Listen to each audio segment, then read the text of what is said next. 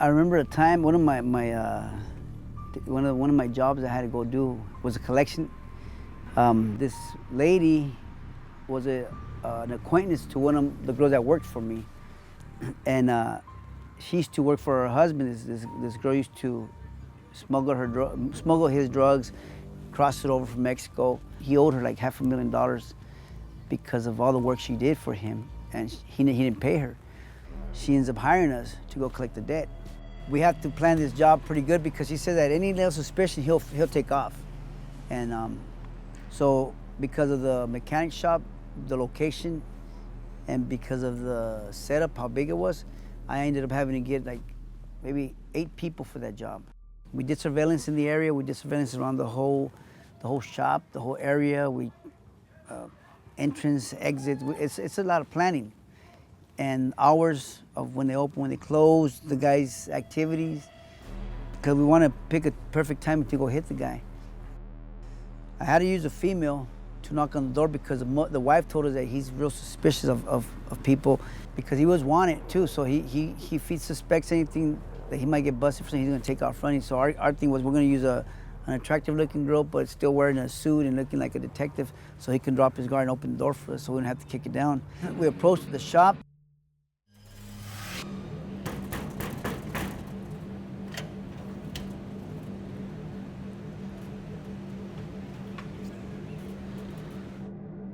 As soon as the door's open, we kick the door down.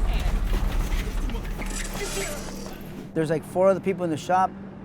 We end up having to use cord cuffs to tie every one of them down. So I have a team of people watching 3 other individuals.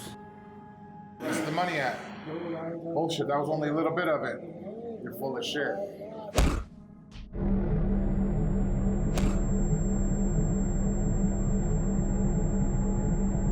And I have a team of individuals searching the whole shop for the dope or the money because he did owe the money, but the wife told us that, ex-wife told us that he normally stores cocaine or weed in the shop too, somewhere in the back. So I had my guys searching the whole shop.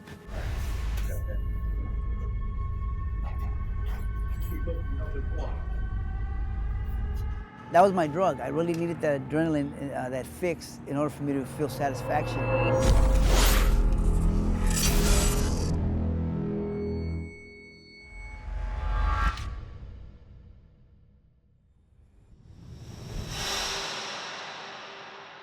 I grew up in an environment where there was a lot of violence, a lot of drugs, a lot of gangs. I joined the youth center where I started boxing, and through boxing I met one of my coaches who was a police officer. In those environments, if you have someone encouraging you, motivating you, or you have a good mentor, you'll do something productive and positive. But if you don't, most of your mentors are either gang members or drug dealers or just negative people around you.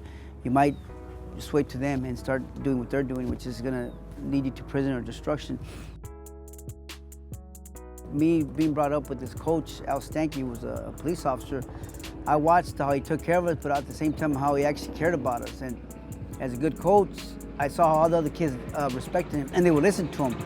See, was planted in my head. I thought about being a police officer because I saw how he could help people, and I thought to myself, I could actually be a good cop.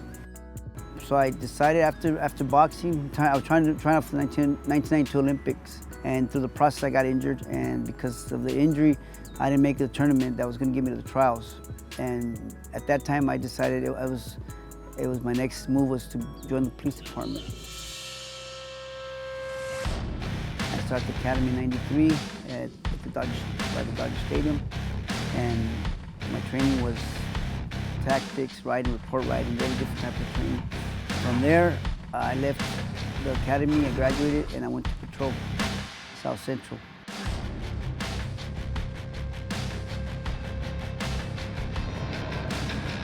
And during that process, where I experienced my first life-changing event.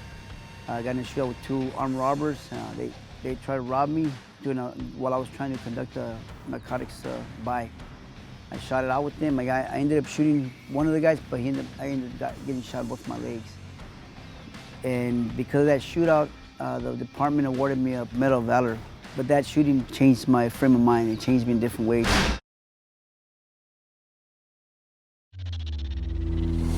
I left the undercover unit, I went to Rampart.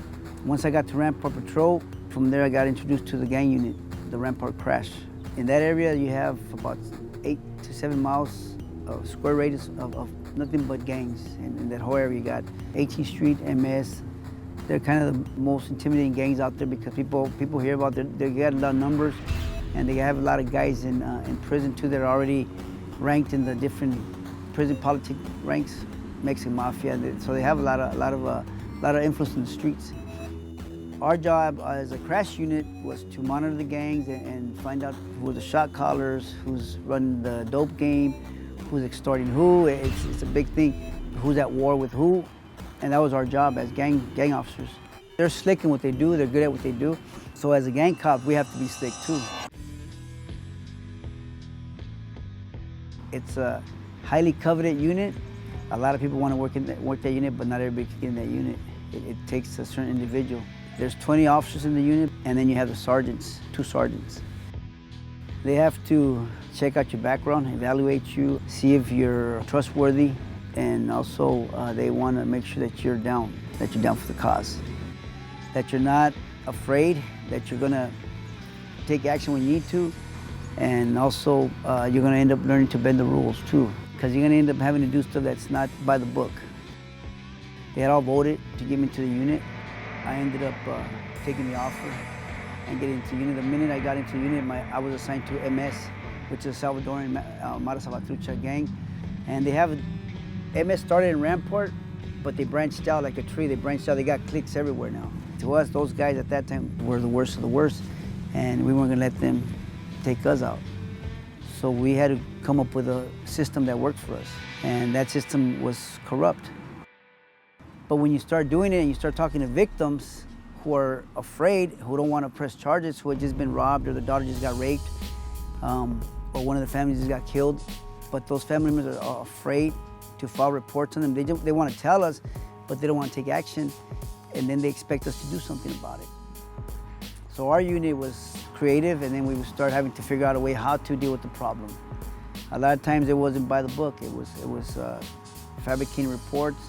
It was known to plant evidence. It was known to do different types of creative police work. Like basically, once you step into over that boundary, and you've already been through what I've been through, my first shootout, and I'm starting to have a lot of hatred towards people, especially people that are like, to me, they were like, I would call them bullies because they pry on the weak. I started having a lot of anger and hatred towards them, bitterness. I don't like bullies. Because once you get them on their own, without their buddies or homeboys, some of them will flip. Some of them will flip and they'll tell on their own homeboys, and they'll act like they're hardcore killers, but some of them will flip. Our job was to make these people feel safe. Once I got to that point, I started losing respect for just the system itself. The more you do police work, the more you do stuff in the department that gets you involved and exposed to a lot of other garbage you see, like more shootings, dead people, violence over here, a dead child, a dead mother that got shot on a drive-by, a 6-year-old kid that got shot in a drive-by. You start becoming real callous and tough. You start suppressing everything, and you don't have emotion no more. You don't feel nothing. You don't have any compassion for a human being that just got shot or he got his head blown off. You don't have that compassion no more. You can become like a numb robot. At the same time, you're building your status because you're gonna get promoted. You wanna get promoted. So I start building my status. I start building my reputation, and the department and some of the guys in the department that are looking for hard chargers, people that are not afraid, that are gonna watch their back. Because when you work in the specialized units like the C.R.A.S.H. unit, the SWAT team, these units are looking for guys that are gonna cover their back. They're not gonna buckle under pressure. And you don't want to have a guy that's got no heart, that's spineless. He's a coward. He's not going to back you up. And you want to pick the cream of the crop. Through the process, you don't realize what's happening to you. Psychologically, emotionally, you're becoming more callous, more tough, more numb, and more heartless. In my second shooting, I was already that person. So that the bitterness, the hatred, I wasn't afraid to pop somebody. I wasn't afraid to pistol whip somebody, beat somebody. It was normal for me. It was something that it was just come out natural for me. It didn't faze me. I didn't care if the guy cried or begged, it didn't matter. If he was acting like a fool and he was intimidating somebody in the neighborhood and he was a gangster that needed to, we ended up basically checking it.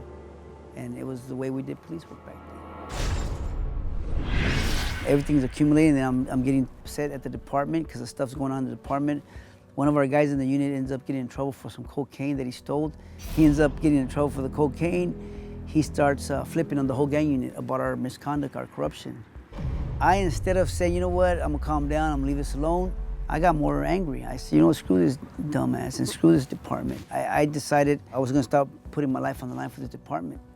I said, I got a family, I got kids, and I started hearing through my informants about all the different dope dealers out there, all the different guys from the neighborhoods, how much money they were collecting from extortions, from just moving their dope. I said, they're making more money than me every month. They're making about $1 million or so. I thought to myself, why not just go jack these guys? Why not just take their stuff and decide, you know what, screw these dudes. Let me pay my bills with their money. I'm the one putting in my life on. I'm the one that's been investing all this time in this department. That's when you start getting real angry and bitter, and then you start justifying yourself. And that's, to me, it all goes back to not having a relationship with God. I know I have to throw that in there, but that's what happens when you don't have a solid relationship, solid foundation. I had an idea. I had some friends who were my informants, and some of them were tied into the different cartels. And one of the guys I grew up with, I knew him pretty good, and I knew he had just gotten out of prison for collecting the debt and kidnapping somebody that owed some money for them. And I know he had been out for a little bit, so I hit him up and I told him, hey, I would like for you to find something for me to do, like maybe collect the debt for one of your guys out there. I mean, he knew who I was talking about.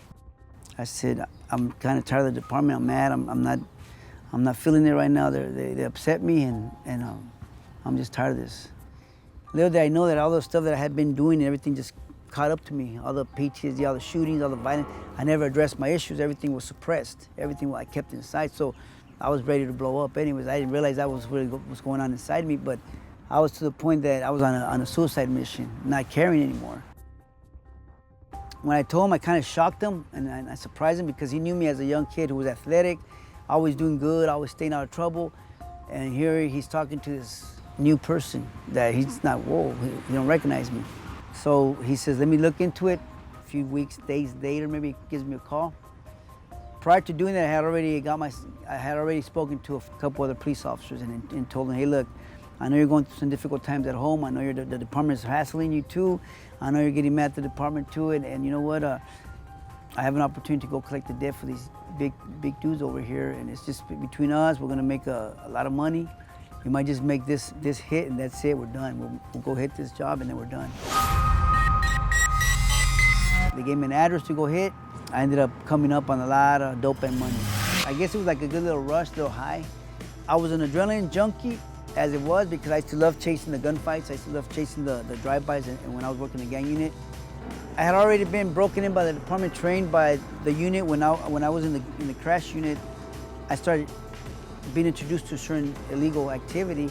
Because of those little steps I took, it led me to doing bigger stuff, not feeling it, not having a conviction. My conscience was so darkened that I didn't have a conscience anymore. It didn't matter to me. I was not that person when I first began the job. Because when I first started the job, I was excited to go help and do something right. But I don't even know who that person was anymore at that point because I was somebody different. So now I do this job, and next thing you know, this guy introduced me to a different guy that's tied into a different person from Mexico, and now he's giving me a house, and I go hit a house, and there's like about a ton of weed in the house, and we end up taking maybe like 1,000 pounds. We can't even fit in the truck. We're trying to drive it and stash it somewhere. It just became a rush. It was fun because I thought free money, free drugs, our money, who cares about these dudes, what happens to them? We didn't care no more. We're living it up. Through the process, we got so caught up in the game that I introduced my cousins to this little setup. But I told them to keep it to themselves. Well, we know that not everybody knows how to keep secrets. My cousin started getting himself involved with this other person. This Joe was already doing dirt with some other people. He was supposedly involved with some Colombian people. One night, I had just gotten hit a house a few weeks before with 50 keys of coke, and I ended up asking Joe to move some of my drugs, and he knows I have money, so he's like, hey, Ruben, I need to borrow 100 grand. And I'm like, for what? He goes, I got this Colombian connection I've been talking to out of San Diego. he's gonna sell me 10 keys of coke. And really, I don't have the money right now, but if I'll borrow it from you, I got the buyer, I'll give you your money right back the same day. I'll give you the money because I already have somebody who's gonna buy the 10 keys off me. I said, I don't know, Joe. I said, I'm not trying to need my money. He's like, please, I'll give it back to you. I'll give you interest. And I said, well, if you give me this back and that back, I'll think about it. And this is like on a Thursday night, and he needed the money by Friday. And he goes, as a matter of fact, my Colombian hookup was looking for somebody to collect the debt. And I told him that I had somebody if he wants to meet him, and if you're interested, I wouldn't mind introducing you to the person. At first I was hesitant and I really didn't want to meet the guy, but after talking to him and his other partner, I kind of was convinced that the guys weren't cops. Because I asked him, are you sure they're good people and they're trustworthy, they're not dirty, they're not cops? No, they're good. And we've hung out with them, we've partied with them in the yacht. These guys had these guys convinced already that they were legit because they had taken him to a yacht in San Diego. They partied with them for a couple weeks. They were like whining and dining them, you know. So Joe, I ended up lending him the money Friday morning. Through that process, I ended up going to San Diego with his other partner. Joe meets us over there because we're supposed to meet this Colombian guy. I get introduced to the Colombian connection, and he tells me, yeah, he's looking for somebody to collect the debt and to train some of his guys in bodyguarding, because I have the background in self-defense and bodyguarding. So I thought, well, sure, I don't mind doing that. I thought in my head, I really don't need these guys because I already had my own hookups. But I said, I'll do this favor for my cousin and Joe. And while they do the transaction away from me in the same area by the beach,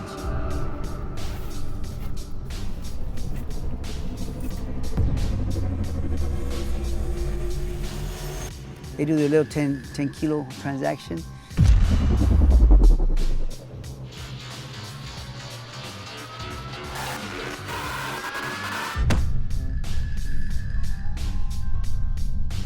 Unbeknownst to us, it's a DA drug sting operation against Joe and my cousin.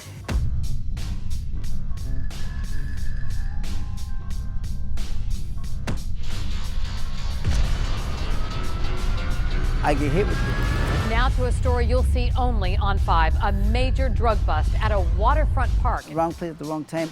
You could say that if you're looking at it in the carnal way, but I was at the right place at the right time because I got stopped from getting myself in bigger messes. I got arrested that day.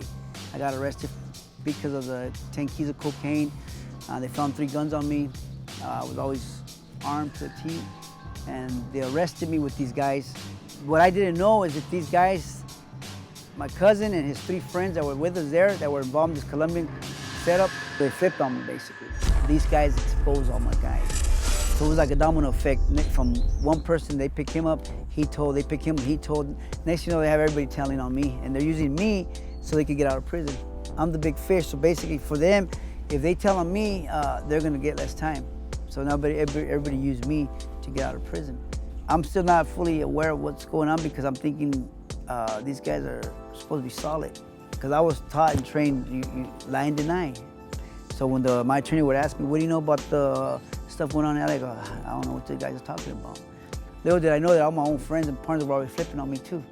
And I was saying, well, I'm just taking it the way I was trained to lie and deny everything. But I didn't know that there was already 20-some individuals telling on me. And I would tell my attorney, I don't know what they're talking about. I don't know anything. But they had everything already. So 2 years through the process, I got sentenced in San Diego for the 15 years, pending my second conspiracy in LA for abuse of power under color of authority, conspiracy to possess cocaine, distribute cocaine, and then they call it, it's a gun violation because I had a gun in the commission of a crime of violence, so I got charged with that. And they combined both of the cases. They gave me 18 years on both cases. I served 16 on both cases. While I'm in LA waiting for this whole second indictment to get through, 2 years into my first case, I ended up telling my attorney I'm gonna plead guilty. I'm gonna come clean on myself. I'm gonna take responsibility for my own actions on what I did because you got all these informants, everybody telling on me, and at the same time, I'm gonna take responsibility for what I did. And that's what happened. That's what I did. I ended up getting those 18 years. When I first got arrested, my mentality was about survival. I knew that here I am, an ex-cop, going to prison, my first reaction is my violence. I was brought up in a violent environment. I grew up in a violent community. Where I grew up was nothing but violence, gangs, drugs. My family, my uncles, my friends, they were all in certain, some of them were gang members, some of them weren't, but I guess it's just the culture. Violence was the answer to your problems growing up in that environment. I get put in the SHU, which is isolation, and I have a cellmate who's Hell's Angel / was a Hell's Angel. He's a Christian. He had been sentenced to 30 years.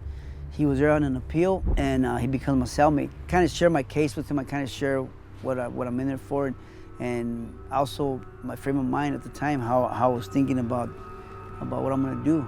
And I told him I wasn't afraid to go home, go out in a bang. And there was no way of turning back from all this already. I said, it's over. I already did what I did. Why turn back from this now? Just go harder. But because he was a Christian, something happened to him, something in his life changed, and he had something good and positive to share with me because he had a violent and rough lifestyle too before. So he was introducing me to something that was gonna help me change my life. And when he started introducing me to the Bible, the Word of God, and then he started talking about the salvation, being born again, and started talking to me about Jesus. To me, I never heard that message. The more he taught me about it, the more I got really interested in, and I ended up giving my life to the Lord during that time. 3 months later, I'm out of the hole. I'm in general population. I'm thinking different now. I'm happy because all this stuff I had on me, all the anger, all the hatred, all the burden, all the fact that I did so much stuff, I had a long rap sheet within me. My own conscience knew what I've done. But for the first time I felt forgiven, I felt good. So I'm happy, I'm excited. I'm thinking, man, God forgave me already, I'm good. I'm a different person. I'm not thinking violence. I'm not gonna do this, I don't wanna do this. I'm forgiving these people that told on me. I'm forgiving people that betrayed me. Well, I'm a general population. I still gotta deal with the prison system, the politics in prison. The second day I'm out of the hole, 3 Sureños, Southern California gang members hit me up because of my background. They end up hitting me up and telling me, hey, you gotta get out of this floor. You don't belong here because you're a cop. You're an ex-cop. Right away, my old nature kicks in. I'm ready to fight. I'm ready to make sure that they're not gonna get me without me fighting back. So I'm like, well, wait a minute. I said, here, you got no proof, no paperwork, none of that stuff. Second of all, I'm not gonna go to a hole by myself. I'm already thinking my old ways, because I just started reading the Bible, so I'm still in my old ways. I'm thinking like, okay, I gotta take care of business, I gotta survive. And I told the guys, look, I'm not going by myself. The good thing, and this again, I give God the credit for this, the guy that was the shot caller was from a neighborhood that I grew up around, which was Florencia. That neighborhood I grew up around, you call it like his boss, was someone I trained in boxing when I was a kid. And I knew him very well, he knew me very well. And I said, hey, you know so-and-so? He goes, yeah, that's my homeboy. I said, well, do me a favor, call him up and ask him about me. That guy knew me since I was a kid. I used to train him in boxing, and he knew that I was gonna I was training for the Olympics, but also he knew that I wanted to join the police department. Well, when I told him about him, he called him up, and by the grace of God, they left me alone. So to me, I know it was a blessing at the same time, but I started getting deep into my studies. I started noticing a lot of my ways still surfacing, my old ways. I started experiencing a lot of anger still, and I was already trying to change, but at the same time, anything would trigger me. Unbeknownst to me, I had a strong case of PTSD because of all my shootings, because of my violence, and I didn't have a clue that there was a way to get free from it, other than when I started reading the Bible, I started praying and asking God for help. After doing all that time and 16 years of doing time, everything, even the bus ride was a shock. I had to get on the Greyhound. To get on the Greyhound from Florence, Colorado, to get to California, the stops, everything was different for me. Everybody has cell phones, the technology's changed. I'm looking around, I'm thinking, what the heck's going on? And I'm still like shell-shocked because I'm on my own, I'm free. The first thing I want to do is have a good meal, whatever I could get on the way to the bus stop. I had cash in my pocket. That was new, 16 years without having cash in my pocket. I get to the halfway house, That halfway house there is got these little programs that I also didn't agree with, but it was part of the process. So the first thing I started doing is working out, going out to eat with my wife and kids, spending time with my family, meeting my family again, seeing kids that I haven't seen in years, like my nephews, nieces I've never met because they were born while I was in prison, with basically the whole computer system on your phone, and all that is new to me. So I'm having to pick up the new stuff, I'm having to learn stuff, I'm having to catch up with the times.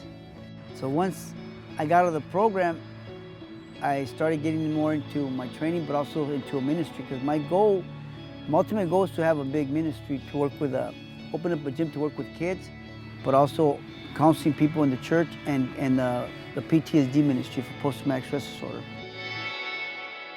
I started going to a church, I started connecting myself with Christians and some of the leaders, different pastors from Victory Outreach, and I'm reaching out to other churches where they have a first responders Bible studies. What that means is they have a cop Bible studies for cops.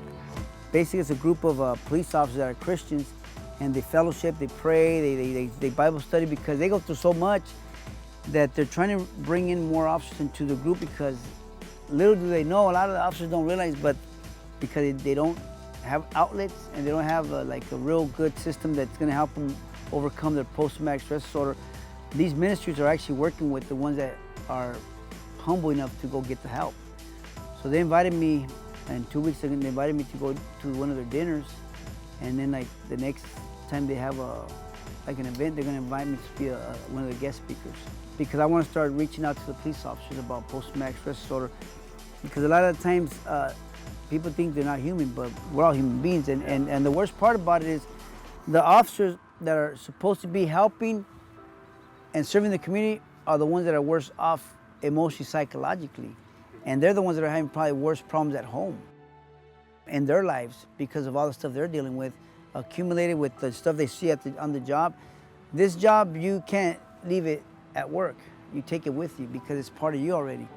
It's an eye-opener. Any little trauma, something they call it a cumulative PTSD. It doesn't have to be one big shootout that changed your life. It could be one child abuse where you have to go talk to deal with the 2-year-old that got abused, molested, or a grandma that got shot, or a 5-year-old kid that got killed. Every one of those things starts accumulating and builds up to a stronger impact of PTSD. So to me, reaching out, because how I started as a cop, I didn't start with all that stuff. I walked in there fresh and clean, ready to rock and roll and ready to do a good job.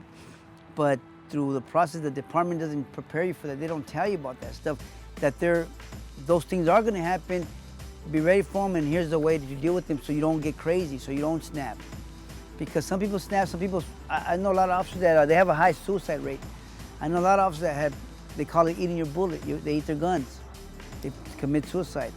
A lot of them are alcoholics. It's a big thing going on, and they try to throw it under the rug like it's not that bad, but it's bad. So I want to be able to reach out and speak up and basically leave myself available to help them.